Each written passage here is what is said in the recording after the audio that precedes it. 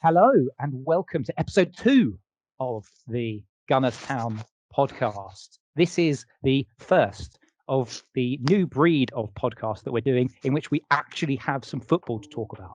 Unfortunately, it was the absolute shower of the proverbial that we had to endure on last night as we are recording. So we're recording Thursday night. So yes, it was a Wednesday horror show, which has driven Paul, if you're watching us on the video, it's driven Paul Hepker, who is Invinciblog, to drink. So Paul, how you doing? You all right? You surviving? I'm fine, thank you.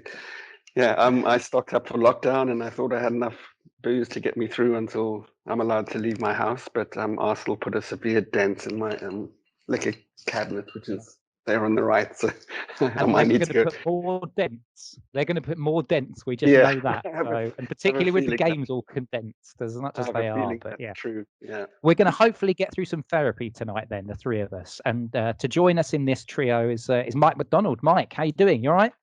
I'm all right. Look, I'm not quite where Paul is just yet. Well, it's early. Still, maybe next week after we lose to Brighton and whoever else, right? We'll see. Yeah, you're in on this therapy too. You're our resident tactics expert, aren't you, on Gunners Town? Allegedly. So we're hoping that you're going to digest and break apart the selection decisions, because let's start with that actually. So I wanted to get some general thoughts from you guys as to the team selection, because obviously everyone knows by now it didn't go right, and Arteta chose to make quite a lot of decisions that surprised a few people, and ultimately in the cold light of day, maybe some could argue that they were wrong decisions. But what's your general feeling on the team selection for yesterday then? And we'll start with Mike then, if you can kick us off. Well, I mean, I was okay with it. I was a little surprised that Saka was on the right. I thought that the idea when I saw the lineup was Aubameyang on the right to try and keep Mendy back, because that's City's main tactic ordinarily, is to try to go down the left and overload a two against one on the left-hand side and use Mendy. So I thought that playing Aubameyang might keep him back, but he didn't do that. I then did a little bit of research and spoke to some City fans, and they said that it wasn't such a bad idea putting Saka out there, because anyone who comes inside Mendy, he tackles with the wrong foot. So in theory, I can see possibly why that happened, that particular selection. I understand Nketiah. He played before the lockdown and did well. Of course, Aubameyang, Leno, the two fullbacks, I understand the centre-backs picked themselves, we found out afterwards, right? And the midfield, well, apart from Danny Ceballos and possibly Maitland-Niles, I don't know that he had that many options with Torreira out injured. So I was okay with it, and up until the 45th minute, it was a little edgy, but it was going well. Yeah, Paul, gut feeling, team sheet. Yeah, watching Twitter and seeing the normal meltdown and people. I mean, before the game, even any ball had been kicked in anger. It was just kind of a very typical Arsenal thing to kind of leap to this immediate kind of fear. And I'm kind of with Mike on this. When I looked at it, it felt like with Torreira, Xhaka, I was concerned about. I thought when he and Guendouzi have been paired up together, it hasn't been that great. But so I probably, if Torreira was around, I would have put him in. But pretty much like what Mike says, it's the centre backs pick themselves with injuries, Chambers, Holding. As far as the youngsters, the Ozil thing was a big surprise. Lacazette, Pepe, those. I mean, I'm sure we'll talk more about those later. But oh yeah, yeah. And in general, I just thought, well, Arteta knows City better than we do. He's the coach. He knows how his players are performing. He knows probably how Pep will set up.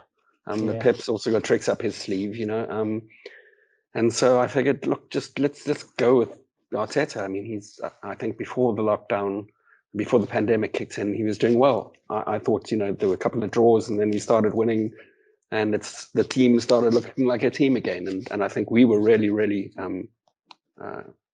we lost our momentum. I think it affected us. Yeah. I think we were second in the form table before this all hit the fan. And unlucky for us, I think, we're going to play catch up, and other teams have used this opportunity to get, players back from injury and stuff like that. So we've got to ease ourselves back into it. Everything's different. The whole world's changed. You know, I just feel like a little bit of calm would be good. Yeah, I mean, I looked at that team, and at first, my first thought was, I think he's going with young players because obviously maybe there's a fitness side of it. But actually, also when I started to see the first few minutes, and like you said, Mike, with Saka on that right hand side, I could see why he'd chosen Saka on the right hand side actually, because Bellerin was tucking in within the first few minutes. When City had the ball, Bellerin was tucking in a little bit, and so Saka was when he was being dropped back. So he was almost operating at times. It felt like a back five. Now we're talking in the opening 5-10 minutes, and of course the entire game plan got blown out of the water. And I think the injury to Granit Xhaka had a lot more impact. I know that David Luiz is mental, and he's had his mental. He's cost us obviously yesterday. But I think the Granit Xhaka injury, whether or not you like Xhaka, I think he had an impact on the way in which Arteta wanted to approach the game, because he's been a central point, Xhaka, since Arteta took over. He's the one that was one of the first names that Arteta went to go and see. So I just had the feeling that injury probably had the biggest impact, but ultimately from a mistakes point of view, it fell to David Luiz. And let's get this unfortunate conversation about David Luiz out of the way.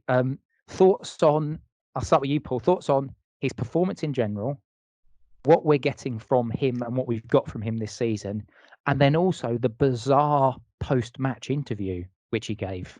So let's start with the performance. Well, from a performance point of view, it's interesting because I watched the friendlies that we had, you know, against with Brentford and Charlton. Was it Charlton? Yeah. That we had. And in all the goals and the setups, you know, Luiz was a consistent player in that, and he was pinging these amazing balls over the top. And I think, you know, set up like a couple of decent goals. You know, I think Maitland-Niles headed down one for Laka. You know, he seemed to be like a central part of those warm-up games. So I can understand. I mean, you know, he wasn't selected. But when he came on, I thought that maybe Luiz was a good player to have in that setup against City, where it seemed like there were opportunities for somebody who could put a through ball, you know, for Nketiah or for Aubameyang, because City were pressing high. You know, they had quite a high line. Walker started off having a fairly iffy game. He was quite loose. I know that they had a man of the match, but I do feel like there was an opportunity for somebody with Luiz's talents and his ability to put long balls through accurately. I thought that might actually pan out. Obviously, you can't plan for these kind of, I don't know what he did in trying to, you know, block that ball. It was unfortunate and it had the worst possible outcome. It could have been a miss. It could have been a save. It could, you know, the game could have turned out very differently. I think everything that happened from then onwards affected his game and it affected us as a team. So with Luiz, it's hard to tell what you're going to get. Basically, it's the unpredictability. I think that makes it difficult. If you want to take it from there, Mike, and post-match interviews. Yeah. Well, I think Arsenal's in a real predicament with David Luiz, because I think it's a whole lot bigger than just, I don't think he's very, very good and he shouldn't play. I think, you know, we get knee-jerk about the whole thing, but if you look at it from the club's perspective, he might still well be the best central defender that we have talent-wise. He's been world-class in his career, and some people would say that he's capable of still being world-class if he performs that way. Then you've got the leadership issue. There's three guys on our team that are real true leaders, and Xhaka is one, and I think Chris made a great point. You can't not play Granit Xhaka because you can't play Guendouzi and Willock and then not have any form of leadership at City away. That's a good point. And then, you know, so David Luiz, that's a big decision to not play him. And I guess we know now why he didn't play. But as I wrote this morning in the blog, you know, he's very much a Jekyll and Hyde character, but I think it's different. There's a lot of players that can be that way. But the thing is with David Luiz is that it's the point where he almost seems like he's vindictive. He seems to get so upset when somebody doesn't pick him. And it was the same at Chelsea, same at PSG when they got rid of him. They don't pick him, and he acts like he's 18 years of age. And, you know, from a guy who brings that level of leadership, he looks like the coach on the field when Aubameyang's supposed to be the captain.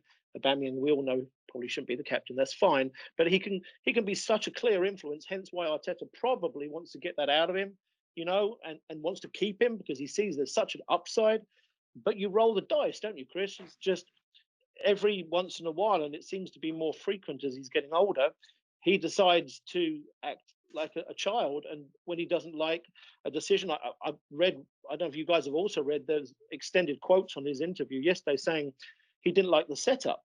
So I don't think maybe that was part of it too. I think he maybe was arguing with the fact that we sat back and he wasn't picked. That Paul made a great point about that long ball that we did twice in the preseason friendlies. He was the one playing it, but then all of a sudden he's not playing. Pablo Mari was trying to play that ball, but he was too deep. The whole group was too deep, so that wasn't working. And Nicotia was feeding off scraps and did the best he could. But David Luiz, I tell you, if we were playing with fans, I mean, you just forget it, because the fans would just not forgive him. But he will probably get back in, and he may well sign an extended contract to get away with it because there's no fans. And as long as he stays off social media, then he'll probably be okay. I think the challenge, so there's a few things that I've kind of been hearing, and I don't know if you guys have been hearing the same stuff. I mean, the post-match interview I thought was bizarre because it was almost like him saying, the club aren't offering me what I want. And then there's been some stuff that's come out today which suggests that Kia Joorabchian and David Luiz are after 2 years as an extension instead of the 1 year extension, which is on the cards. Now, if that's the case, then Arsenal will be mental to offer him the kind of money that he's on at the moment until he gets to 35 years old.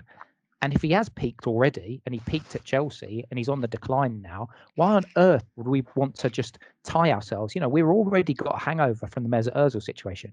We'll come to that in a bit, I'm sure. But we're in a position now where we've got a player who's 33 years old, who, if he really is hankering for a 2-year deal, the club are probably in their right minds to move it on. So I have no background knowledge on this. But his comments last night suggested to me, when he said, I should have made a decision earlier, I think Arsenal probably came to him and said, look, can we do the 30th of June, or can we do the mini extension so that you could just get through this season? And at the end of the season, we'll talk about that additional deal. And I just get a feeling that with someone like Kia Joorabchian as his boss, as his agent, and again, I don't have any details on this, it wouldn't have surprised me if Joorabchian had said, no, get them to do the deal. Say to them, you're not going to sign that mini extension. You'll only sign a large scale extension. And if you're in Arsenal's position, you say, well, all right, fine. But until we know whether we are going to be in the Champions League, the Europa League, or neither, we cannot do anything. So we're just going to have to let this drag out. And now we're in this stupid position that next Tuesday, he's going to affect it. Unless Arsenal get the mini contract extension done by next Tuesday, then he's going to walk a week later. So Mikel Arteta's looking at this and saying, I've got to at least look elsewhere. He's got the same situation with Ceballos. It's crazy. You just can't, you can't have the situation where we've got players who don't know where they're going to be in 2 weeks. I think that's probably contributing towards it. I think the fitness has obviously had an impact because you've got Mari pulling up, and then we had Xhaka pulling up, although they were ankle injuries. So whether or not I don't think they were muscular. So I think that was just misfortune, and then I think personally, when I reflect on that game, there's also a couple of bits of decisions, like refereeing decisions, where I thought, so the penalty's a penalty, no real arguments on that. Mahrez goes down quite easily, but somebody needs to explain to me why there was more contact in Nketiah getting hauled down by that Garcia chap, who was last man. So if you ask me, if Nketiah gets through on goal and that guy has hauled him around, it's an awkward, clumsy challenge. That's a red card too, isn't it? Yeah, well, I'll tell you. Yeah, my thoughts, Chris, are he's got Arsenal sort of where he wants them. He has the coach's trust. He's essentially the captain of the team, even though he doesn't wear the armband. He's the leader of the defence. So if he doesn't do it, who does it? Mustafi struggles to cope with his own game rather than organise. Pablo Mari's out for the season. I guess you guys probably heard of that, right? Yeah. So he's the leader of the defence. He's essentially the leader of the team in a team that has very, very few leaders. The other one, Xhaka, he's out. He's not out necessarily for the whole season, but essentially he's going to be out for a bunch of weeks. So you're down to Hector Bellerin. And then you've got as Paul was saying, with the passing ability and the fact that he was clearly being used as a pivotal point in a new tactic to have that long ball knockdown finish. So he's got Arsenal in a situation, especially with Pablo Mari going down and done now, where I don't see Arsenal are going to have to. If I was in charge, I would give him. I think I would have to give him a year if that's the best that we can do, because I don't think Arsenal can get through this period of time with the lack of leadership and the lack of defenders. I mean, it's going to be Zach Medley or Daniel Ballard on Saturday. Yeah, well, Rob Holding apparently is coming back into the fray. Although, I mean, it's 8:15 at the time of us recording, listener, viewer, and I think Arteta's had a press conference, or he's going through his press conference at the moment. So we won't know the exact team details, but I've heard that Rob Holding is at least back, but he's not going to be fully fit, because otherwise he would have travelled, wouldn't he, last night? But that didn't happen. But Paul, what's your kind of feeling on? Let's talk about the game in itself and how it panned out. What were your expectations beforehand, and did we live up to those expectations? Well, I'm an Arsenal fan, right? So secretly in my heart of hearts, I was hoping that, you know, Arteta would go there and manage to at least get a draw, maybe even squeak a victory, like, you know, and it would be like all rosy in Arsenal land, you know, and the master will have been schooled by the pupil, and all of those great stories that could have come out. And, you know, I think the minute that first injury happened, it was inside 5 minutes that Xhaka injury was so quick, and it was such a it was the one injury that really had huge ripple effects, you know, like in how it, because Xhaka, like Mike said earlier, is, you know, Arteta was basically the first name on the team sheet, you know, and he was so important in how Arteta was setting up the team, where Xhaka would drop back into the left back, you know, position when we were attacking up the right. There was so much that he was responsible for in making us kind of a little bit more fluid and a little bit more flexible. So, and it improved his game, because, you know, it was like he was given a specific role and he did it well, and he stuck to it. I think his performance improved towards just before the pandemic. So when he got injured, I thought, oh, that's really sad, because we didn't really get to see what Arteta had in mind, you know. And then when Marie got injured a few minutes later, I was like, okay, no, now this, we're actually in just like, you know, let's bail the water from the deck and let's hope the ship doesn't sink too quickly. And then Luiz, who could have had one of his great games, you know, that he's had a couple, he didn't. He had, you know, a brain fart that turned in, you know, had the worst possible outcome, goal just before halftime. And then that affected him, and he came out, and that petulant side of him that Mike talked about came out. And I think it's, you know, it cost us, and he recognized that. So yeah, I feel like that. I felt like those injuries and everything really make it hard to talk about tactically what happened. We were just basically trying to stop City from trouncing us. Leno made 9 saves. You know, it could have been 10. It could have been 10-0. I think we were lucky that it was 3. You know. Yeah. So, Mike, do you think that we need to just basically, Arteta talked about just almost boxing off this game. I, in my mind, had already done that before we started. I didn't think we'd win. You know, we had that game in hand, as people were saying, but I didn't think we'd get anywhere near City. And the game almost was rendered irrelevant when you've got 2 players off injured, and then, you know, within a minute or 2 of the half restarting, you're down to 10 men. How easy do you think it's going to be for us to just box that off? Yeah. Oh boy. I think Arsenal, like Paul said earlier, have got some trouble back behind the scenes. So I think it depends on whether he can motivate the players who have got 1 foot out the door or 2. I mean, you've got situations with not just David Luiz, you've got situations with Dani Ceballos. You know, Granit Xhaka is allegedly, Lucas Torreira too, up for sale. You got a Aubameyang situation. Lacazette probably in the same boat. What are they going to do? So throughout the team, and I'm probably missing a bunch of them there, you've got situations where are the players fully motivated to change this around?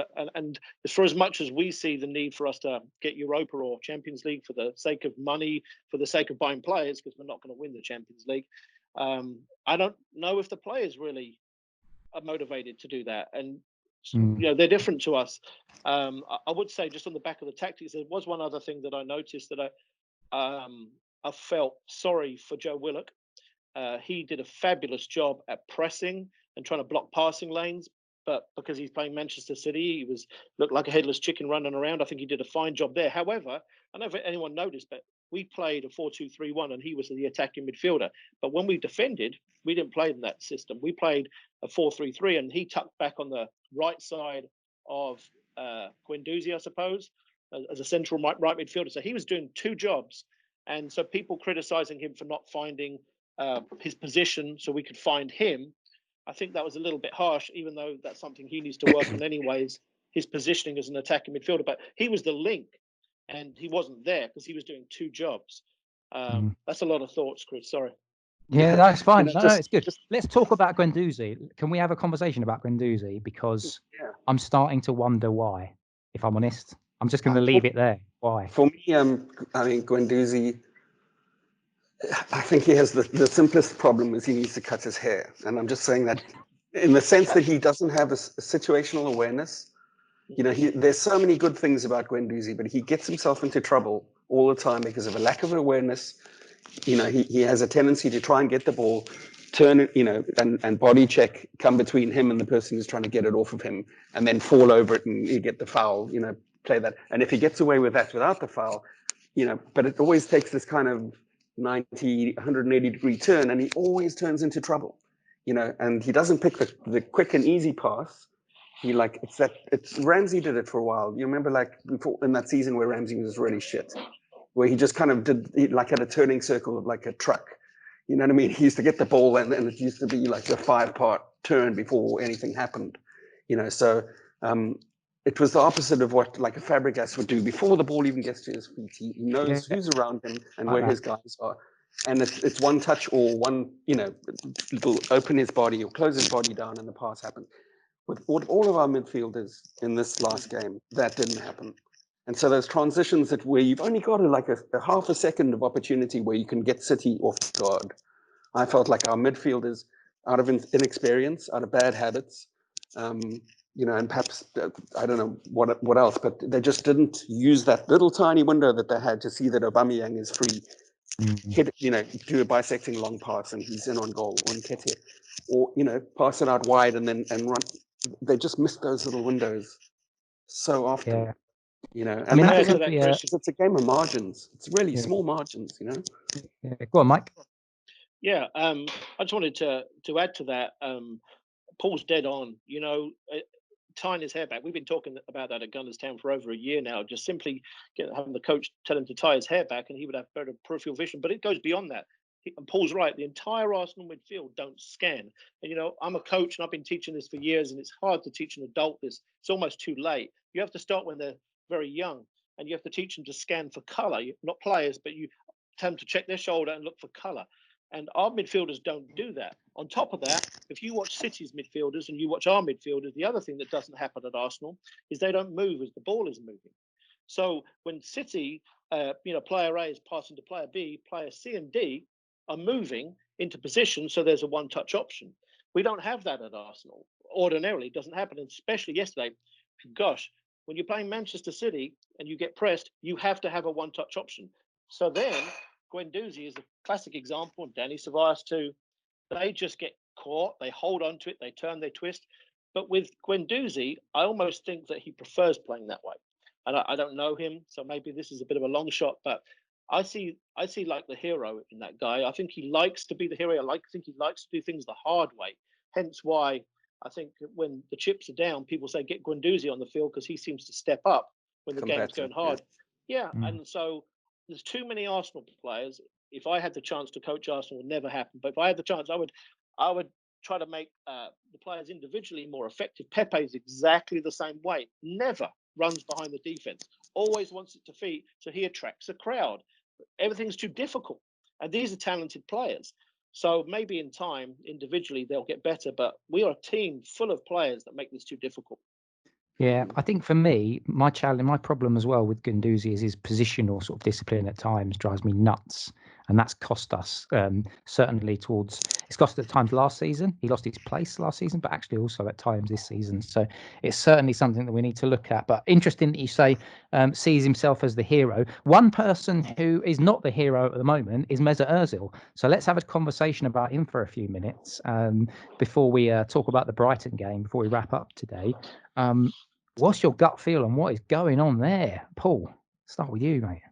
You know, for me, the Mesut Ozil situation. Where do you start? The Mesut Ozil situation for me started when Wenger turned down Fabregas because Mesut Ozil was available. You know, and I think that there was a lot of hype around Ozil and what he'd been doing at Real Madrid, and I think it was part of that pumping up Arsenal and that point when the club was falling apart. Remember the stripy socks and the stadium, you know, photo ops and, you know, skydivers and all that kind of stuff. They were really trying to, you know, puff up a club that was falling apart over Wenger for reasons good or bad. And I think Mesut Ozil from the beginning was used as something, and that's turned to bite him.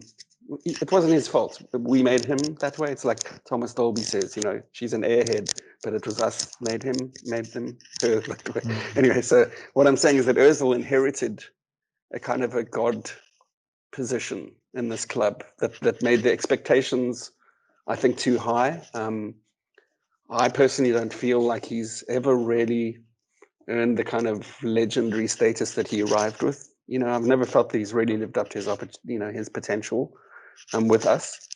And that's just being harsh. I mean, he's a fantastic player. He's got great vision, all of those great qualities. But the criticisms that came, you know, of him and his commitment or drifting in and out of games or, you know, taking the easy option, all those things are valid. And I think that it's just been a long saga. And I think that this last contract has just piled a whole, you know, heap of dirt on top of what was already a shitty situation. With all the money and the fact that we need money to know that, like, half of what we earn is going to one guy who doesn't even make the team sheet. It's just it's baffling. It's baffling. Right? I don't know what to say. Mike, does he have a future? Do you think he'll ever play for Arsenal again? Well, if history tells us anything, then yes, absolutely he will. But if it was up to me, he'd have been gone a long, long time ago. Because, you know, I think that position he plays, Chris, not at very few positions you can look at statistics and just statistics. But with that position, it's really about chances created, assists and goals. That's about it. I know everybody, British people in particular, and I'm one of them, talk about putting in a shift. Well, people have been getting too upset about that for over 5 years of Mesut Ozil. If you bought Mesut Ozil to put in a shift, you bought the wrong player. We bought him to create chances, have assists, and score goals. And in the last 2+ years, he's created a few chances, had almost no assists. And as we all know, he hardly ever shoots, let alone scores a goal. So forget about putting in a shift. That argument should never have even been started. Mesut Ozil needs to have been gone years ago because he doesn't do what you bought him to do, which is create chances, assist and score. He doesn't do it, and he hasn't done it for so many years. And last thing, Chris, is that I think, and I can be this way, you get romantic about a player like him. When you think about who should I put in the team, you think about what they're capable of doing.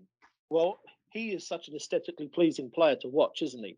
And every once in a while, he makes somebody look silly, and he will make a great pass. But, you know, it's just not enough. It just isn't enough. His statistics are not even close. No wonder Joe Willock gets the nod, Chris, you know? Yeah, I think I can understand that. And I think when you can start to count the number of influential moments that he's having, not just on a game, but actually in a series of games, then you've got a bit of a problem there. You really do. And games, you know? Yeah, exactly. I mean, it's a real worry. Personally, I think the club and Ozil are going to have to find some sort of solution because I don't think anybody's picking him up. But this is where the Arteta situation is going to be interesting because if Arteta has got some bad attitude from Ozil, then and he's just said, "That's it, you're done, mate." Then Arteta feels like the sort of player that he will say, "That's it, he's not playing. I don't care that he's on 350 grand a week. He can sit at home playing Fortnite if he wants to. I don't care. That's it. I'm not having people in this squad." And that's why I think Ozil, I think for the Emery situation, it felt like he could almost ride it out because things weren't they were tanking under Emery. So Ozil probably felt he could ride it out. I don't think he can ride it out with Arteta because everybody is impressed with him. The fans are impressed with him. The people at the club are impressed with him. The players are impressed with him. And if Ozil is the man on the outside of that fence looking in, then Arteta's going to have no problem saying, well, you're not going to be coming in until you can dance to my tune. Okay. So let's wrap up then. Just quickly looking I ahead don't at think Brighton. Ozil cares, by the way. I think he's No. got he's got a future. He's marketed himself. He's positioned himself for a post-football future. He's ridden far bigger storms than what's going on at Arsenal. I mean, when your national team rejects you, all these ties with Erdogan, having people coming to stab you in your car. I think that what's going on for Mesut Ozil at Arsenal, quite rightly, is very little. He was offered a contract, he took it, and he's getting a lot of money. He doesn't give a shit. Exactly. Yeah, exactly. So let's look ahead at Brighton then, just as we're wrapping up then, because we're just coming towards the end of our 30-minute podcast. And yes, listener, we are keeping to time as every week. This is us. This is our brand. This is who we are. The 30-minute podcast. So talk to me, gents, about what's going to happen at the weekend. What's your gut feel? Mike, we'll kick off with you. What do you reckon? Well, first of all, they've got to solve the centre-back problem, right? If Holding can do it, then that's fine. If he can't, then one of Zach Medley or Daniel Ballard will play, probably Zach Medley. The other option is you play Mustafi in the middle and you play Tierney and Bellerin as a back three. And then maybe you have Saka on the left and Reece Nelson on the right and play a back five. I know that sounds odd, but might be one of the smallest back threes we've ever seen. But Brighton are not a very big team up front. On set plays, we'd have a problem. In the midfield, again, this thing may well pick itself with Torreira not ready and Xhaka not available.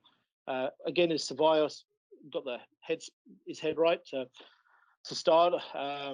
And up front, that's where we have almost too many options. And I get confused, quite honestly, Chris, when I think about all the different things, because there's so many things you could do. I will tell you this. I think Bukayo Saka is probably going to settle after playing left back, left wing, right wing, wherever else he's played. I think he's going to be an attacking midfielder.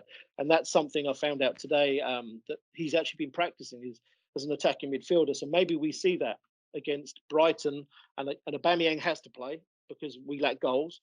So then everyone would like to see Martinelli. Nketiah needs a rest, and Lacazette, Nelson. There's all kinds of options. I'll hand it over to Paul. Is Pepe injured? No, Pepe too. He's available. Yeah. So come on then. like Mike team, said, and result.